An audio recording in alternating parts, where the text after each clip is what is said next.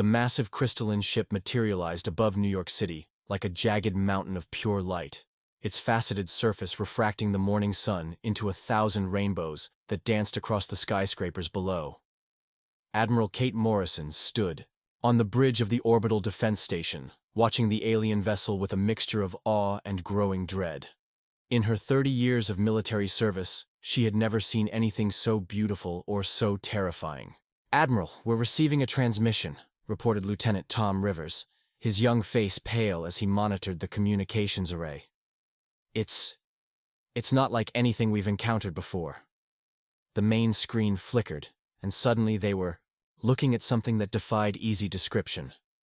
The being before them was tall and elegant, with skin that seemed to shift between silver and gold, and eyes that held the cold light of distant stars. It wore what could only be described as a crown made of living energy, crackling with power that made the air itself seem to hum.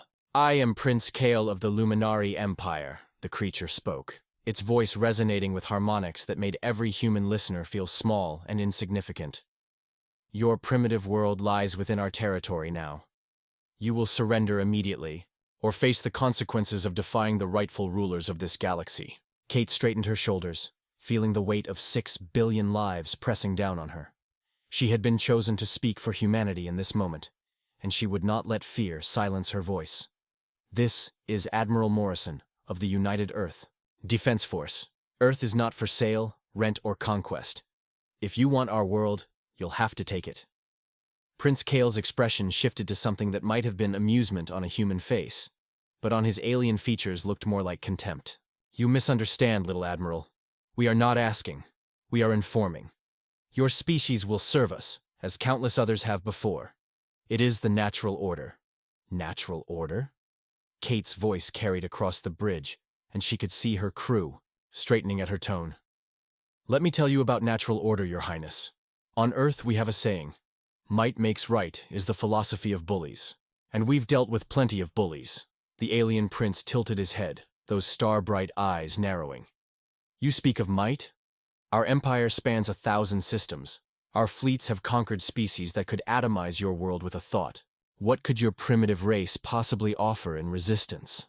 Kate smiled then, and it was not a pleasant expression. It was the smile of a predator who had just realized her prey was overconfident. "We offer ourselves, Prince Kael, and that's more dangerous than you could possibly imagine. Every great bond starts with a single moment of courage." Sarge's Tales. Stories is just beginning, and your support matters. If you love emotional sci-fi tales, forbidden connections, and stories that stay with you, hit subscribe. It's free, and it helps us bring more stories from the stars to you. The transmission cut off abruptly, leaving the bridge in tense silence. Kate turned to her crew, seeing determination replacing fear in their eyes. "All stations, prepare for defensive operations. Send word to the surface. Humanity stands ready." Outside the viewport, more crystalline ships began to appear, their surfaces gleaming like deadly jewels against the black of space. The Luminary had come expecting easy conquest, but they were about to learn why humans had never been easy prey for anyone. Dr. Alex Chen stood in the underground bunker beneath the Pentagon, surrounded by screens showing the growing alien fleet. As Earth's leading xenobiologist and first contact specialist, she had spent years preparing for this moment, but the reality was more overwhelming than any simulation. "They're beautiful," whispered Dr. Lisa Park, her research partner, staring at the detailed scans of the Luminary vessels. "Look at those energy patterns. It's like they've learned to make art out of physics itself." Alex nodded grimly. "Beautiful and deadly. Their technology is at least 500 years ahead of ours, maybe more. But there's something odd about their approach." General Marcus Stone, a grizzled veteran who had seen combat on 4 continents, looked up from the tactical displays. "Odd how, Doctor?" "They're not acting like conquerors," Alex explained, pointing to the fleet formations on the main screen. "Look at their positioning. It's ceremonial, almost ritualistic. They're expecting us to simply roll over and surrender." "Fat chance of that," Stone growled. "But if they're that advanced, why the pageantry? Why not just attack?" Alex pulled up historical data from the Luminari transmissions they had intercepted over the past hour. I think it's cultural. From what I can piece together, they've built their empire on the idea of inherent superiority. Species surrender to them because they believe the Luminari are naturally their betters. And when species don't surrender? Asked Lisa. That's where it gets interesting, Alex said, her fingers dancing over the holographic interface. There are references to correction and adjustment, but very little actual warfare in their records. I think most civilizations cave immediately. General Stone studied the alien formations with the eye of a career soldier. They're used to psychological warfare then. Fear and intimidation rather than actual fighting. Exactly, but there's something else. Alex highlighted a section of the Luminary ship designs. Their vessels are built for show as much as function. All those crystal surfaces and energy displays, they're meant to inspire awe and submission. But they also make the ships more fragile than they need to be. The bunker's communication system crackled to life, and Admiral Morrison's voice filled the room. Command, we're receiving another transmission from the alien prince. He's giving us 1 hour to surrender unconditionally. General Stone activated his comm unit. Admiral, this is Stone. We need that hour. Dr. Chen has some insights that might change how we approach this. Copy that, General. But I should warn you, there are now 57 alien vessels in orbit, and more arriving every few minutes. Alex felt her heart racing, but her mind was clearer than it had ever been. This was what she had trained for, what humanity needed from her. General, I need to speak with the prince directly. Absolutely not, Stone replied immediately. It's too dangerous. No, you don't understand. Alex pulled up the linguistic analysis she had been working on. Their entire empire is based on the concept of inherent hierarchy. If I can challenge that assumption, if I can make him doubt his own superiority, we might be able to turn this whole situation around. Lisa grabbed her arm. Alex, these beings have conquered 1,000 worlds. What makes you think you can get inside their heads? Alex smiled, and there was something fierce in her expression. Because I'm human, Lisa. And we've never met a hierarchy we couldn't tear down when we put our minds to it. Prince Kale stood in the crystalline command chamber of his flagship, surrounded by the soft chiming of Luminari technology and the respectful silence of his subordinates. The viewing portal showed the blue-green world below, so similar to dozens of others he had claimed for the Empire. Yet something felt different about this conquest. Your Highness, spoke Commander Vell, her voice carrying the musical quality. All Luminary possessed. The humans request a direct communication. One of their leaders wishes to speak with you. Kale's luminous eyes flickered with mild interest. How quaint. Do they think they can negotiate terms? Very well. I shall hear their plea for mercy. The communication array activated, and suddenly, he was looking at a human female with dark hair and intelligent eyes. Unlike the military commander he had spoken with earlier, this one showed no fear, only intense curiosity. I am Dr. Alex Chen, the human said, representing Earth's scientific community. I wanted to thank you for this opportunity to speak. Kale tilted his head, confused. Thank me? You face conquest and possible extinction, human. What is there to thank me for? The chance to learn, Alex replied simply. We've been alone in the universe for so long, wondering if intelligence was rare or common. You've answered that question beautifully. Something in her tone made Kale uneasy. This was not how conversations with primitive species were supposed to proceed. You speak strangely for one facing subjugation. Do I? I suppose that's because we don't see this as subjugation at all. Alex leaned forward slightly, her eyes bright with genuine fascination. Tell me, Prince Kyle, how many species have you encountered that developed spaceflight independently? That is irrelevant. Humor me. It's important. Kyle found himself answering despite his confusion. None. All species we have encountered were guided to the stars by others, or discovered abandoned technology. Fascinating. And how many developed nuclear physics without outside influence? Again, none. The path to advanced science requires guidance from superior minds. Alex smiled, and Kale felt a chill he couldn't explain. Then you'll find us very interesting, Your Highness. We figured out spaceflight on our own, split the atom by ourselves, mapped our own genome, built computers, artificial intelligence, quantum mechanics, all of it completely independently. Impossible, Kyle said, but his voice lacked conviction. Primitive species cannot achieve such advances without… Without what? Without being told how? Without permission from their betters? Alex's voice carried a note of gentle challenge. Prince Kale, has it ever occurred to you that your empire might not be built on superiority, but on dependency? The crystalline chamber fell silent except for the soft harmonics of luminary technology. Commander Vell and the other officers looked uncomfortable, their usual serene confidence wavering. You are attempting to confuse me with rhetoric, Kyle said, but even he could hear the uncertainty in his voice. Not rhetoric. Questions. Simple questions that any advanced species should be able to answer. Alex paused, letting her words sink in. When was the last time the Luminari invented something truly new?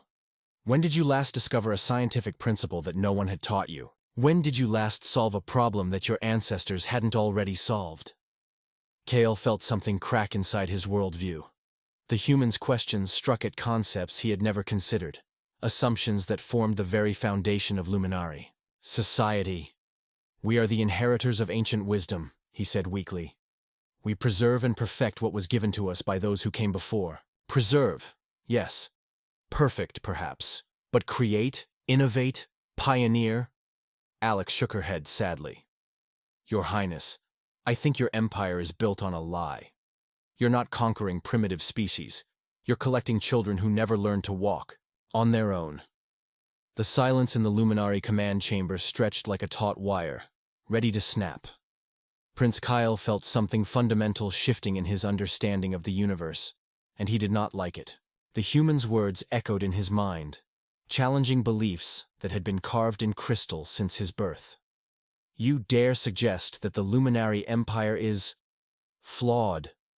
His voice carried dangerous harmonics now, the kind that had made entire species prostrate themselves in terror. But Dr. Alex Chen merely nodded calmly. Not flawed, Prince Kale. Incomplete. You've built a magnificent civilization on the foundation laid by others, but you've forgotten how to lay foundations of your own. Commander Vell stepped forward, her crystalline features hard with anger. Your Highness, this human insults our very essence. Surely now is the time to demonstrate our power. Alex held up her hand before Kale could respond. Commander, please. I mean no insult. I'm trying to offer you something far more valuable than another conquered world. And what could a primitive species possibly offer us? Vell demanded. Partnership, Alex said simply. The chance to create something new together, rather than simply adding us to your collection of subjects. Kale felt his worldview shifting again, like tectonic plates grinding against each other. Explain. Your technology is beautiful, elegant, and incredibly advanced. But it's all refinement of existing concepts. Our technology is crude, inefficient, and centuries behind yours. But it's all original innovation. Alex activated a holographic display that showed human technological development. Look at our history. Every breakthrough came from someone asking what if and refusing to accept that something was impossible. The hologram showed primitive humans discovering fire, then agriculture, then metallurgy. Each advancement built on the last, but each represented a fundamental leap of creativity and problem-solving. Observe the pattern, Alex continued. We don't have the luxury of inherited wisdom. Every generation has to solve problems their parents never faced. It makes us resourceful. Prince Kyle studied the display, his enhanced intellect processing the implications. You suggest that struggle creates strength. I suggest that necessity creates innovation, and independence creates resilience. Alex changed the display to show Earth's current defensive preparations. Right now, every human on our planet is working together to find a way to defend our freedom. Not because we hate you, but because freedom is the only environment where human creativity truly flourishes. Commander Vell made a dismissive sound. Creativity is chaos. Order is strength. Is it? Alex asked. Commander, how many new technologies has the Luminari Empire developed in the past century? Vel hesitated. We have perfected existing technologies? Yes. But invented? Created from nothing? Alex's gentle pressure was relentless. How many new forms of art? New philosophies? New ways of understanding the universe? The silence that followed was deafening. Kyle realized that he could not answer. These questions and the implications terrified him. Had the Luminari become so focused on maintaining their empire that they had forgotten how to grow? What are you proposing, human? He asked quietly. An exchange. We'll share our creativity, our innovation, our independent thinking. In return, you share your knowledge, your technology, your perspective. We become partners instead of conqueror and conquered. Impossible, Commander Vel interjected. The hierarchy cannot be. The hierarchy is exactly the problem, Alex interrupted. Hierarchies preserve order, but they also preserve stagnation. True advancement comes from collaboration between equals, not from commands flowing down from above. Prince Kale felt something he had never experienced before. Doubt about his own superiority. This human, this supposedly primitive creature, was offering him concepts that challenged everything he had ever known. And the most terrifying part was that her arguments made sense. You are asking me to abandon everything I believe, he said. No, Alex replied gently. I'm asking you to grow beyond it. On the surface of Earth, humanity was not waiting passively for their fate to be decided. In laboratories, military bases, and improvised command centers around the globe, the species that had clawed its way to the top of one world's food chain was preparing to defend its place in the universe. Major Jake Wilson stood in the control room of Cheyenne Mountain, coordinating defensive efforts across 6 continents. The screens around him showed a frantic but organized mobilization unlike anything in human history. Every nation, every military force, every scientific institution was working in unprecedented harmony. Sir, we've got reports from the lunar colonies, reported Sergeant Rita Flores. They're using mining charges to create a debris field around Earth's gravity well. It won't stop the aliens, but it might slow them down. Copy that. What about the orbital platforms? All weapons online, but honestly, sir, Rita's voice trailed off. Against their technology, we might as well be throwing rocks. Jake nodded grimly. He had been a soldier long enough to know when the odds were impossible, but he had also been human long enough to know that impossible odds just meant you had to be more creative. Patch me through to Dr. Park at the Pentagon, he ordered. Lisa Park's face appeared on the screen, her usual calm demeanor replaced by intense focus. Major, I hope you have good news, because the situation up here is getting stranger by the minute. Stranger how? Alex's conversation with their prince seems to have caused some kind of internal debate. We're intercepting communications between their ships, and there's definitely disagreement in their ranks. Jake felt a spark of hope. Disagreement we can exploit? Maybe. But there's something else. We've been analyzing their technology, and Alex was right. It's incredibly advanced, but also incredibly specialized. They've optimized everything for specific functions, meaning they might have trouble adapting to unexpected situations. Lisa pulled up technical schematics. Their ships are designed to inspire awe and crush resistance through superior firepower. But they're not designed for prolonged conflict with an enemy that refuses to quit. Jake smiled grimly. Well, we've never been good at quitting. Meanwhile, in cities across Earth, ordinary humans were proving that creativity flourished under pressure. In Tokyo, engineers were jury-rigging fusion reactors to overload and create electromagnetic pulse weapons. In São Paulo, biochemists were developing targeted viruses that could corrupt alien computer systems. In Cairo, archaeologists were sharing insights about ancient defensive strategies that might apply to modern warfare. But perhaps most importantly, in millions of homes around the world, families were having conversations they had never expected to have. Parents explaining to children why some things were worth fighting for. Children asking questions that made adults remember what it meant to be free. Back in orbit, the debate aboard Prince Kale's flagship was growing more heated. Commander Vel had gathered supporters who believed the humans should be crushed immediately, before their strange ideas could spread further through the fleet. Your Highness, Vel argued, this human's words are poison. She seeks to undermine the very foundations of our empire with her talk of equality and partnership. But other officers were less certain. Captain Wren, a younger luminary whose crystalline features held flecks of unusual color, spoke carefully. "Commander, what if the human is correct? What if we have become stagnant?" "Heresy," Vel snapped. "The luminary way has brought order to chaos for 10,000 years. "Yes," Wren replied. "But what have we built in those 10,000 years? What have we created that our ancestors had not already imagined?" Prince Kyle listened to the debate with growing unease. He had always assumed that luminary perfection was a fixed state, a final achievement that needed only to be maintained. But the humans' questions had planted seeds of doubt that were growing into forest-sized uncertainties. Dr. Chen's image appeared again on the communication screen, her timing impeccable as always. "Your Highness, I can hear the debate in your voices. May I share an observation?" Despite Commander Vel's protests, Kale nodded for her to continue. "In Nyquaim, our language, we have a saying. A sword that is never tested grows dull, even if it never leaves its sheath. Your empire has become so powerful that you've had no one to test you, no one to challenge you to grow. We're not offering you conquest, Prince Kale, we're offering you the chance to become sharp again." The crystalline chamber had become a crucible of conflicting ideas, with the very foundations of luminary society being debated for the first time in millennia. Prince Kyle found himself at the center of a philosophical storm that threatened to tear apart everything he had ever believed about his people's place in the universe. "Your Highness," Dr. Chen continued from the communication screen, "I'd like to propose a demonstration, a test, if you will, of our respective approaches to problem-solving." Commander Vel's crystalline features hardened further. "We do not perform tricks for the entertainment of primitives." "Not tricks," Alex replied patiently.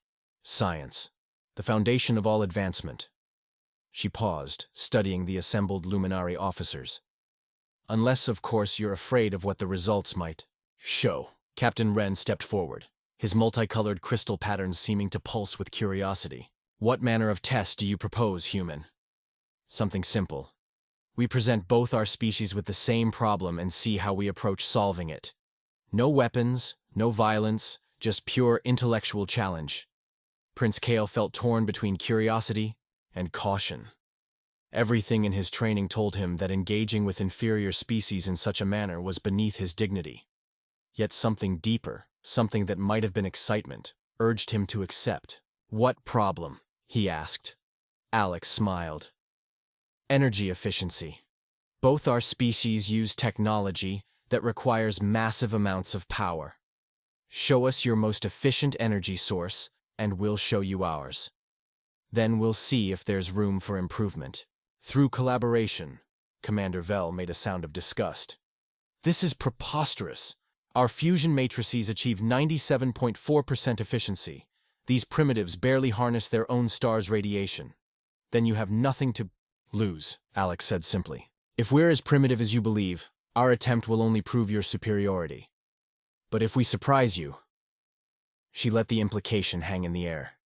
Prince Kale made his decision. "Very well. We accept your challenge." He ignored Vel's look of shocked disapproval. "You have 1 hour to present your solution." The communication closed, and immediately the chamber erupted in heated discussion. But Kale was no longer listening to his officers. Instead, he was remembering something from his earliest education, something that had been glossed over in his studies of luminary history. 10,000 years ago, when the luminary had first encountered the ancient ruins that became the foundation of their technology, there had been inscriptions, warnings actually, though they had been interpreted as wisdom. The message, roughly translated, had been, "Those who inherit power without earning it will lose the strength to create it anew." For the first time in his long life, Prince Kale wondered if those ancient warnings had been meant for his people. Meanwhile, on Earth, the greatest collaborative effort in human history was taking place. The problem Alex had posed to the aliens was the same one she had posed to every research facility on the planet. Find a way to achieve perfect energy efficiency using only materials and knowledge currently available to humanity. In the underground, laboratories of CERN, Physicists were manipulating quantum states in ways that should have been impossible. In the depths of MIT, students were combining theoretical frameworks that had never been tested together. In a garage in Mumbai, a teenager was building something that would have made Einstein weep with joy. But the real breakthrough came from an unexpected source. Maria Santos, a high school teacher in Mexico City, was explaining the challenge to her students when 12-year-old Tommy raised his hand. "Mrs. Santos," he said, "why are we trying to make energy from nothing? Why don't we just use what's already there?" "What do you mean, Tommy?" "Well, space isn't empty, right? It's full of energy, just spread out really thin. What if we could concentrate it?" The idea was so simple, so elegant, that Maria immediately called her brother, who worked at the National Autonomous University. Within minutes, theoretical physicists were running calculations based on a child's observation. Within 30 minutes, they had a working theory. Within 50 minutes, they had a prototype. When the hour was up, Prince Kale watched as the human transmission resumed. Dr. Chen appeared on screen, but she was not alone. Behind her stood a diverse group of humans, old and young, from different continents and cultures, all united by the same excited energy. "Your Highness," Alex said, "we'd like to present our solution. But first, may we see yours?" Kale gestured to his chief engineer, who activated a holographic display showing the luminary fusion matrix. It was indeed a marvel of engineering, a crystalline lattice that converted matter to energy with incredible efficiency. "Impressive," Alex acknowledged genuinely. "Now, may I present our approach?" She stepped aside, revealing a device that looked absurdly simple compared to the luminary technology. It appeared to be nothing more than a series of metallic rings connected by quantum processors. "This is a vacuum energy extractor," Alex explained. "It concentrates the zero-point energy that exists in all space and converts it to usable power." The concept came from a 12-year-old student. The theory was developed by university physicists, and the engineering was completed by researchers from 17 different countries working together. She activated the device, and the energy. Readings that appeared on both human and luminary screens made everyone present gasp in disbelief. "Impossible," Commander Vell whispered. "Those readings show perfect efficiency. Beyond perfect. They're extracting more energy than they're inputting." Prince Kale stared at the readings, feeling his worldview shatter completely. Not only had the humans solved the problem, they had solved it in a way that surpassed luminary technology by orders of magnitude. And they had done it through collaboration, creativity, and the fresh perspective of a child. "How?" was all he could manage to say. Alex smiled. "Because we never stopped asking what if, Your Highness, and because we believe that the best ideas can come from anyone, anywhere, at any time." The revelation of the human energy breakthrough sent shockwaves through the luminary fleet.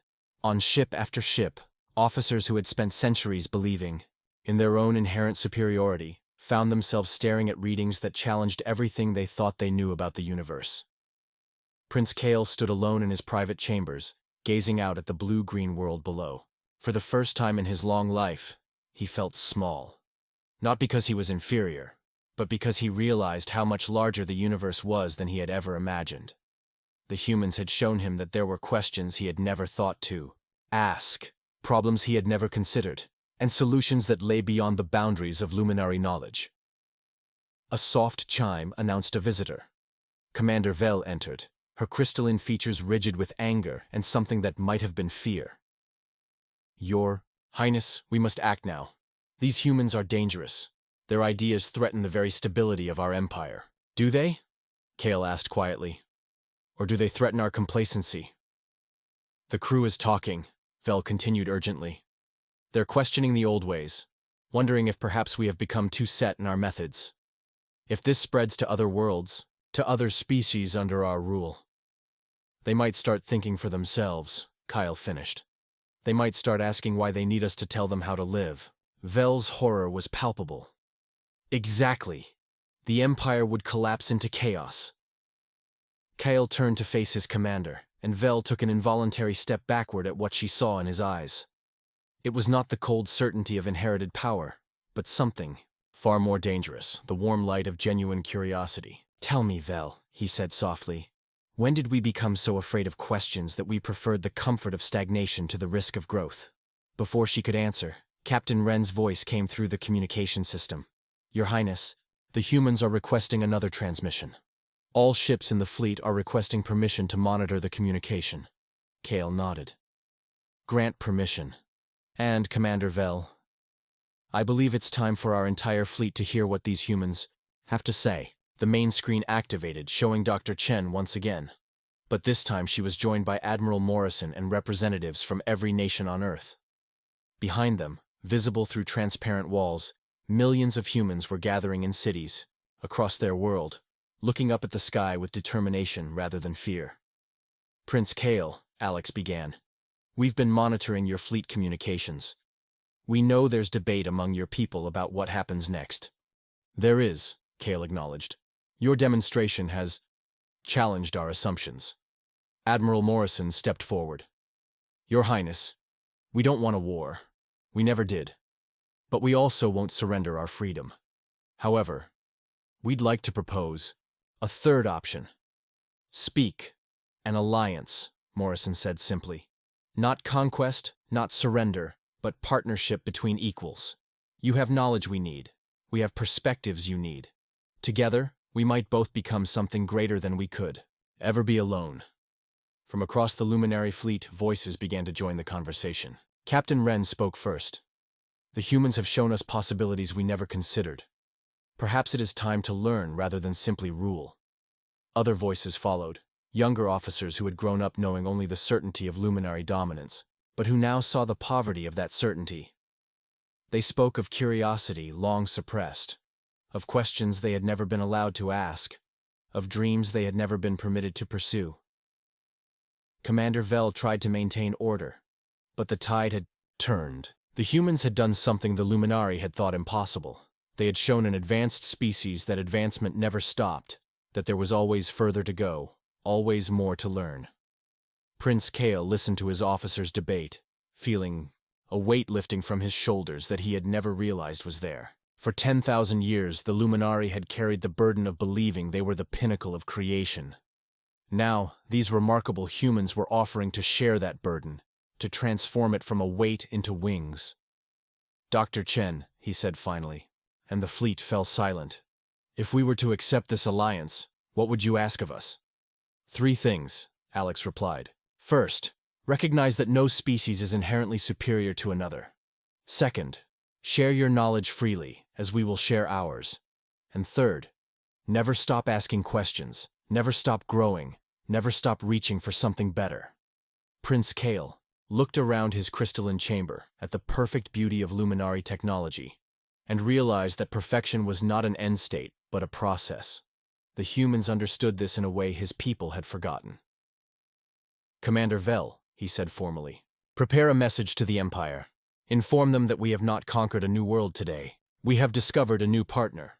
Vel started to protest, but Kale held up his hand. "And tell them that Prince Kale of the Luminari, by the wisdom granted to him by his ancestors, and the courage inspired by new friends, hereby declares that the age of conquest is over. The age of collaboration has begun." On the surface of Earth, 6 billion humans looked up at the sky and cheered. In the depths of space, 1,000 Luminari ships began broadcasting new frequencies, not the harsh commands of conquerors, but the gentle harmonies of those ready to learn. The universe had just become a much more interesting place. As Prince Kale later recorded in his personal logs, "Today we learned that the greatest strength is not the power to dominate others, but the wisdom to recognize when others can make you stronger. The humans taught us that true royalty lies not in ruling over others, but in lifting others up to rule alongside you." And in a small research station orbiting Earth, Dr. Alex Chen smiled as she began composing the first collaborative research proposal between two species who had learned that the best way to reach for the stars was to reach for them together.